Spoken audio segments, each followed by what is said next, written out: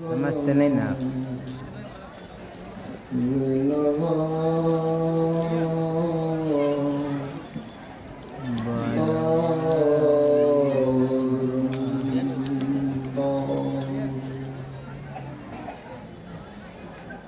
परमात्म तत्व में प्रतिष्ठित आराध्य देव के त्रैलोक पावन पाद पद्मों में शत शत नमन। आराध्य देव की प्रतिमूर्ति एवं संत मत के वर्तमान आचार्य पूज्यपाद महर्षि हरिनंदन ब्रह्मन जी महाराज एवं मंचस्थ समस्त गुरुजनों के चरणों में सत सत नमन। आदरणीय धर्म प्रेमी सज्जनों, आदरणीय माताओं एवं भक्तिमती बहनों, संत मत सत्संग के द्वारा ईश्वर भक्ति का प्रचार प्रसार किया जाता है। संत मत कहने का मतलब कोई खास संप्रदाय या मजहब से नहीं है। संत मत का मतलब संतों का मत, संतों का विचार और संतों के ज्ञान पर आधारित संत मत है। संत मत को वैदिक सनातन धर्म कहा गया है। इसमें ईश्वर की मान्यताएं हैं। इसका मतलब यह नहीं है कि यह गैर वैदिक मतों से कोई घृणा, राग, रोष या द्वेष करता हो। यहाँ पर तो सभी संतों का समान रूप से सम्मान किया जाता है। अभी हमारे विद्वान अभय साहब कह रहे थे धर्म के नाम पर, मजहब के नाम पर जो लोग झगड़ते हैं, तो हमारे आराध्य देव ने टंके की चोट पर कहा, सब संतन की बड़ी बलिहारी, उनकी स्तुति कई विधि की जाए, मोरी मति अति नीच अनार। जितने भी संत हैं सबकी बलिहारी है, सबका बड़ा उपकार है। संत किसी जाति विशेष, किसी संप्रदाय विशेष या किसी मजहब विशेष के नहीं होते हैं। जिस प्रकार आकाश में सूरज है, जैसे सूर्योदय होता है तो वो संपूर्ण संसार के लिए होता है उनकी रोशनी, उसी तरह जब संत भगवंत अवतरित होते हैं तो उनका ज्ञान समस्त मानवता के लिए होता है, संपूर्ण मानवों के लिए होता है। लेकिन आज हम धर्म के नाम पर, मजहब के नाम पर जो विभिन्नताएं देखते हैं, तो हमारे आराध्य देव कहने के बाद ये, यदि मोटी और बाहरी बातों को तथा पंथाई भावों को हटाकर विचारा जाए तो यही सिद्ध होगा कि सब संतों का एक ही मत है। सिर्फ मोटी बाहरी बातों में अंतर है, लेकिन अंतर में जब चलेंगे, मूल बात जो है उसमें किसी तरह का कोई अलगाव नहीं है। तो संत मत में ईश्वर की मान्यताएं, वो ईश्वर कैसे हैं? संतों ने कहा वो ईश्वर सर्वव्यापी है, वो ईश्वर सब जगह है, ईश्वर से कोई जगह खाली नहीं है। और ईश्वर की प्राप्ति कहीं बाहर में नहीं होगी। जिन्होंने उस ईश्वर को बाहर में प्राप्त करने का प्रयास किया वो भ्रम में पड़ गए, वे अज्ञानता में पड़ गए। उस ईश्वर को प्राप्त करना है जो सर्वव्यापी है, सब जगह है, उस ईश्वर की प्राप्ति अपने अंदर ही होगी। ईश्वर एक है और ईश्वर को पाने का रास्ता भी एक है। वो रास्ता कहीं बाहर का नहीं है, वो रास्ता सबके अंदर का है। अंतर के मार्ग पर चलेंगे तब ईश्वर का साक्षात्कार होगा। जिस ईश्वर के संबंध में संतों ने कहा ईश्वर का वर्णन शब्दों के द्वारा नहीं हो सकता है। संत कबीर साहब ने बड़ा अच्छा कहा, 10 कथिए तो होत नहीं, जैसा तैसा सो, कहत सुनत उपजय और परमारत होए। कहा गया जैसा ईश्वर के सम्मत में वाणी के द्वारा कहा जाता है, दरअसल में वैसा ईश्वर है नहीं। तब तो ईश्वर के बारे में कहा क्यों जाता है? तो संत कबीर बाबा कहते हैं, कहत सुनत सुख उपजय और परमार्थ हो। ईश्वर के संबंध में कहना सुनना, इससे परमार्थ बनता है, मन में प्रेरणा होती है, ईश्वर के प्रति आस्था जगती है, इसलिए ईश्वर की लोग चर्चा करते हैं। दरअसल में ईश्वर जो सर्वव्यापी है, सब जगह है। ईश्वर की खोज कहीं बाहर में न करें, ईश्वर की खोज अपने अंदर में करें।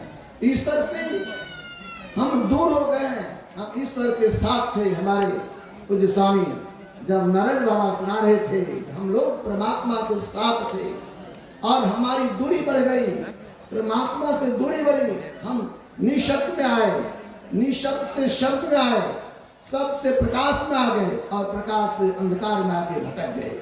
अंधकार में आ जाने के कारण उस प्रभु का ज्ञान नहीं होता है। अंधकार में आ जाने के कारण प्रभु को ठीक ठीक नहीं समझ पाते हैं। संतों ने कहा, आप उस परमात्मा को जानना चाहते हैं तो जहां से आए हैं उलट के वहीं चले जाइए। जब वहां पहुंचिएगा तब ईश्वर का आपको ठीक ठीक ज्ञान होगा।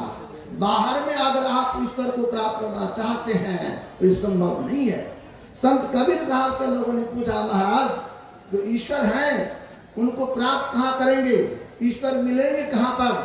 तो संत कबीर साहब ने अच्छा कहा, नैनों की कर कोठरी, पुतली पलंग बिछाए, पलकों के चिकडार के पिए को लिया रिझाए। कहते अगर आप उस परमात्मा का साक्षात्कार करना चाहते हैं, उस परमात्मा को प्राप्त करना चाहते हैं तो कहीं बाहर नहीं जाइए। नैनों की कर कोठरी, आँख की कोठरी, नैनों की कर कोठरी, पुतली पलंग बिछाए, पुतली का पलंग बिछाए, पुतली पलंग बिछाए, पुतली का पलंग बिछाने की जरूरत है। संतों ने कहा जब आंख बंद करते हैं हम अपने आप को घोर अंधकार में पाते। चाहे हिंदू हो, मुसलमान हो, बौद्ध हो, जैन हो, सिख हो, जो कोई हो, वे आंख बंद करते हैं, सभी अपने आप को अंधकार में पाते हैं। जब तक अंधकार में रहेंगे तो अज्ञानता में रहेंगे, अंधकार में रहेंगे उस प्रभु का ज्ञान नहीं होगा। अंधकार से निकलने की आवश्यकता है। संत कबीर साहब ने बड़ा अच्छा कहा, एक तो अंधेरी कोठरी तामे दिया न बाती हो, बहिया पकड़ दम ले चले तो संगन साथी हो। उस ईश्वर को प्राप्त करना चाहते हैं, इसके लिए संतों ने कहा ईश्वर के बहुत सारे नाम हैं और बहुत सारे नामों से एक नाम पर आने की आवश्यकता है। बहुत सारे नामों में हमारी वृत्ति फैल जाती है, इसलिए बहुत सारे नामों से एक नाम पर आते हैं, सिमटाव करने की जरूरत है। इसीलिए जो प्रभु का एक नाम है उस नाम को पकड़ने की आवश्यकता है। लोगों के मन में होता है कौन सा नाम, किस नाम को पकड़ें, कौन सा मंत्र को धारण करें। तो हमारे आराध्य बड़े सरल शरीर, हमारे आराध्य 20वीं सदी के महान सर्वधर्म समन्वयकारी संत थे। उन्होंने बड़ा अच्छा कहा, अति पावन गुरु मंत्र मन ही मन जाप जपो, उपकारी गुरु रूप को मानस ध्यान थपो। ईश्वर का साक्षात्कार करना चाहते हैं तो ईश्वर को अगर जानना चाहते हैं तो गुरु प्रदत्त, गुरु जो मंत्र बता दें, गुरु जो नाम बता दें, उसी नाम को ठीक ठीक जपने की आवश्यकता है। तो ठीक ठीक जपते हैं तो हमारा मन धीरे धीरे शुद्ध होता है, हमारा मन पवित्र होता, अंतःकरण शुद्ध होता है। हमारे गुरुदेव की वाणी में है, सतगुरु नितय पुकारत, सीजत पाप समूर है, सतगुरु रूप हिय में धारत, काम क्रोध मद लोभ है। कहते हैं आप गुरु प्रदत्त मंत्र को ठीक ठीक जपेंगे तो स्वतः आपका अंतःकरण पवित्र होगा, अंतःकरण शुद्ध होगा। जपने की जरूरत है, लेकिन हम लोग जपने के लिए बैठते हैं तो मन लगता नहीं है, मन भागता है। लोगों की समस्या है कि बाबा जब जप करने के लिए बैठते हैं विविध तरह की बातें मन में आने लगती है, तो संतों ने कहा घबराने की जरूरत नहीं। यही बात पूज्यपाद महर्षि संत सेवी परमहंस जी महाराज से लोगों ने पूछा, तो महाराज जब जप करने के लिए बैठता हूँ तो मन भागता है, मन इधर उधर दौड़ता है, तो हुजूर श्री कहने की कृपा किए, देखो जी जिस तरह कपड़े को धोते हो ना, तो कपड़े को धोने के समय साबुन लगाते हो तो उससे मैल निकलता है, वो मैल निकलता है तो कपड़ा धोना छोड़ दो तो कपड़ा साफ होगा, हरगिज साफ नहीं होगा। कपड़े को धोना है, उसमें साबुन लगाना है, पानी देना है और मैल निकलेगा, और निकलते निकलते एक ऐसी स्थिति आएगी जो वह क्या हो जाएगा, कपड़ा साफ हो जाएगा। उसी तरह जप करेंगे, मन को जप में लगाएंगे और ठीक ठीक जप करते हैं तो हमारे जो इष्ट होते हैं उनका दर्शन भी होता है। सद्गुरु रूप हिया में धारत, काम क्रोध मद लोभ है, सद्गुरु का जो रूप है अपने अंदर में आएगा तो हमारे अंदर के जो विकार है उस विकार का शमन होगा।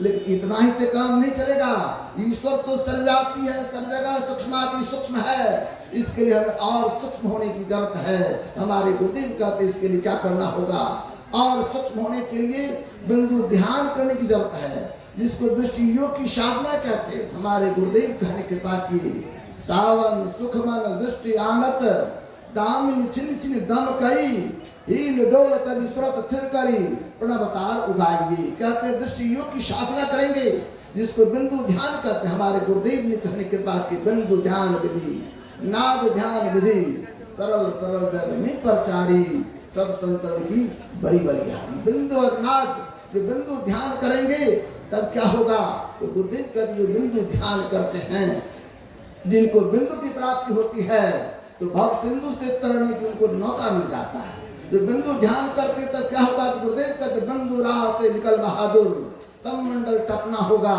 अंधकार से टपेंगे, प्रकाश में जाएंगे, लेकिन वहां प्रकाश से निकलना है तो वहां पर बहुत तरह के शब्द होता है, और बहुत तरह के शब्दों में से जो सार शब्द है, जिसको मधुर शब्द कहा गया है, जिस शब्द से सृष्टि हुई है, उस शब्द को ग्रहण करने की आवश्यकता है। इसी को हमारे आराध्य कहते राम नाम अमर नाम भजो भाई सोई, सोई सत धुन सब घट घट होई, पर न पशंति न मतिमान वैखरी नहीं वर्णात्मक हत धुन को।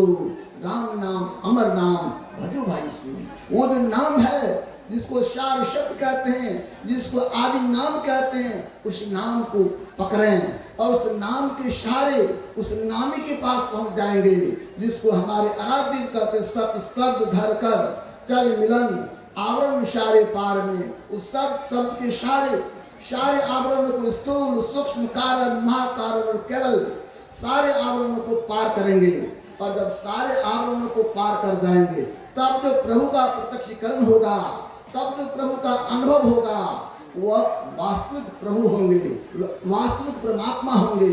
और तब जिनको ऐसा हो जाएगा उनके जीवन से द्वैत मिट जाएगा, उनके जीवन में अद्वैत ज्ञान हो जाएगा, और यही ज्ञान पक्का ज्ञान है।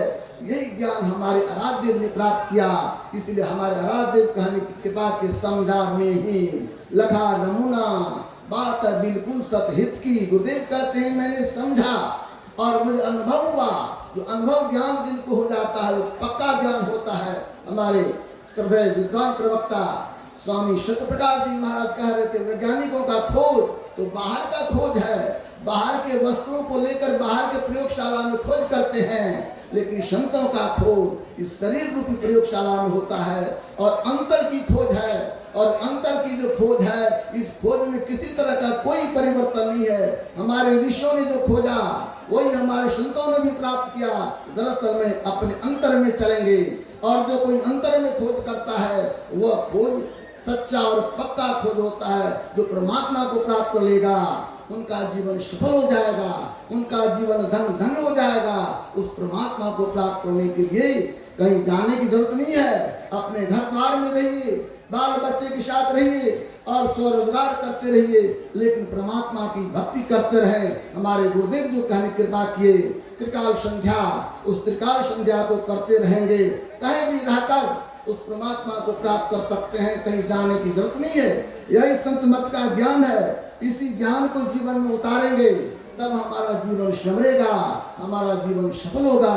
सतमत सत्संग के माध्यम से यही संदेश दिया जाता है। इन्हीं के साथ मैं अपने वाणी को विराम दे रहा हूँ और पूज्य जनों के चरणों में सत सत नमन अर्पित करता हूँ। श्री सद्गुरु महाराज की जय।